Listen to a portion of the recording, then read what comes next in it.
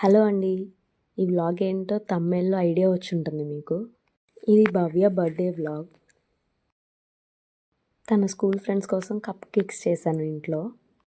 దీనిలో భవ్య కూడా పార్టిసిపేట్ చేసింది. కప్ కేక్స్ తన స్కూల్ ఫ్రెండ్స్ కోసం. ప్రిపరేషన్ చూద్దాం రండి. ఫస్ట్ నేను 40 కప్ కేక్స్ చేస్తున్నాను. 40కి నేను 6 ఎగ్స్ తీసుకున్నా. అంటే మెజర్మెంట్స్ పూర్తిగా తెలీదు నాకు. 6 ఎగ్స్ తీసుకున్నాను. 6 ఎగ్స్ యెల్లో, వైట్ సపరేట్ చేసుకోవాలి. యెల్లో ఒక బౌల్‌లో వేసుకొని, వైట్ బౌల్‌లో వేసుకొని, నా దగ్గర బ్లెండర్ ఉంది. బ్లెండర్‌తో బ్లెండ్ చేసుకున్నాను. ఒకవేళ బ్లెండర్ లేకపోతే గనక నార్మల్‌గా మిక్సీలో కూడా వేసుకోవచ్చు. నా దగ్గర బ్లెండర్ ఉందని బ్లెండర్ యూస్ చేస్తున్నాను. బ్లెండ్ చేసుకున్నాక అది బాగా ఫోమ్ వచ్చేటట్టు బ్లెండ్ చేసుకోవాలి. తర్వాత షుగర్ పౌడర్ అంటే 1 cup sugar powder, 1 glass sugar powder తీసుకున్నాను. 2 గ్లాసులేమో మైదా తీసుకున్నాను. మనం ఎగ్ బ్లెండ్ చేసి ఉన్నాం కదా, దాంట్లోనే షుగర్ పౌడర్ వేసుకొని బ్లెండ్ చేసుకోవాలి. తర్వాత వెన్నపూస ఇంట్లోనే చేసిందే బటరు, లేకపోతే ఆయిల్ వేసుకోవచ్చు. ఆయిల్ కూడా వేసుకోవచ్చు. నేను కొంచెం వెన్నపూస వేసుకున్నాను, పిల్లలకి కదా అని వెన్నపూస వేసాను.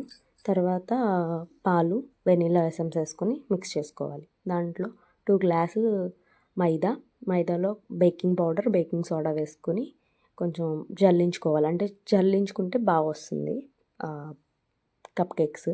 జల్లించుకొని మిక్స్ చేసుకున్న బ్యాటర్లో మనం ఇందాక ఎగ్ బీట్ చేసుకుని పెట్టుకున్నాం కదా, యెల్లో కూడా కొంచెం కలిపి మిక్స్లో వేసేయాలి. వేసుకున్న తర్వాత మనం కొంచెం కొంచెంగా ఇందాక మైదా మిక్స్ చేసుకుని పెట్టుకున్నాం కదా, దాంట్లో కొంచెం కొంచెంగా వేసుకుని కట్ అండ్ ఫోల్డ్ మెథడ్లో కలుపుకోవాలి. అంటే మనం రౌండ్గా మిక్స్ చేసేస్తే ఇప్పుడు బ్లెండర్ పెట్టకూడదు. బ్లెండర్ పెడితే ఏమవుతుందంటే కేకు గట్టిగా వచ్చేస్తుంది. అంటే పొంగదన్నమాట, ప్లఫీగా రాకుండా ఉంటుంది.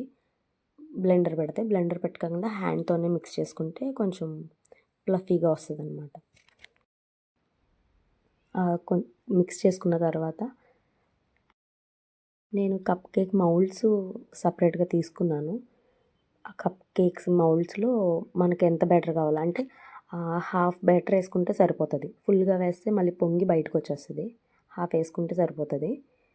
వేసుకున్న తర్వాత అలానే స్టవ్ వెలిగించుకొని ఒక గిన్నె పెట్టుకోవాలి, అంటే బేక్ చేసుకోవడానికి. దాంట్లో స్టాండ్ పెట్టి నేను ప్లేట్ పెట్టాను. డైరెక్ట్గా పెడితే కొంచెం కింద బాగా బేక్ అయిపోతుంది. అందుకని ప్లేట్ మీద పెట్టుకున్నా.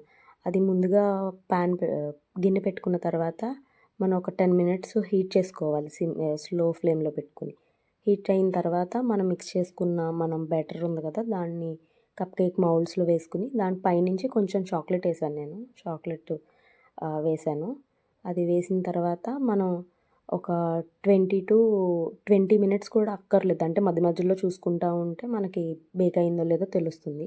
పర్ఫెక్ట్ కొంచెం బేక్ అయింది. ఓకే, నేను చూసా మధ్యలో బాగుంది అనేసి మళ్ళీ పెట్టి చూస్తే ఒక 20 మినిట్స్, మ్యాక్సిమం 20 మినిట్స్లో బేక్ అయిపోయినాయి.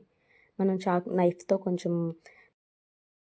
నైఫ్తో గుచ్చి చూస్తే దానికి పిండి అంటుకోకుండా ఉంటే మన కప్ కేక్స్ రెడీ అయిపోయినట్టే. కప్ కేక్ ఈజీగానే వచ్చేస్తుంది బయటకు కూడా. చూడండి, చాలా ఫ్లఫీగా వచ్చింది. మా భవ్యకి అయితే చాలా బాగా నచ్చినాయి.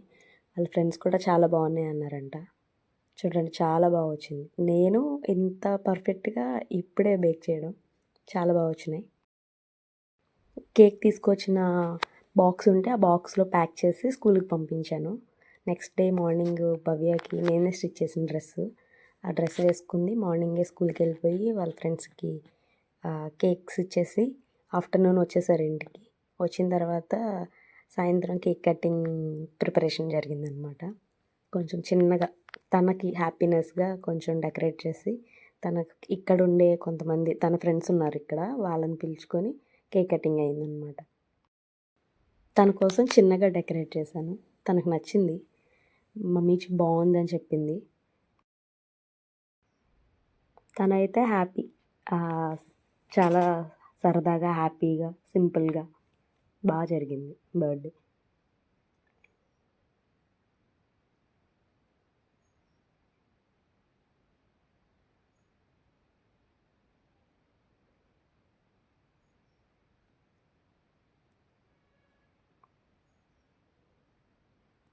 తర్వాత ఫొటోస్ సెక్షన్ అనమాట.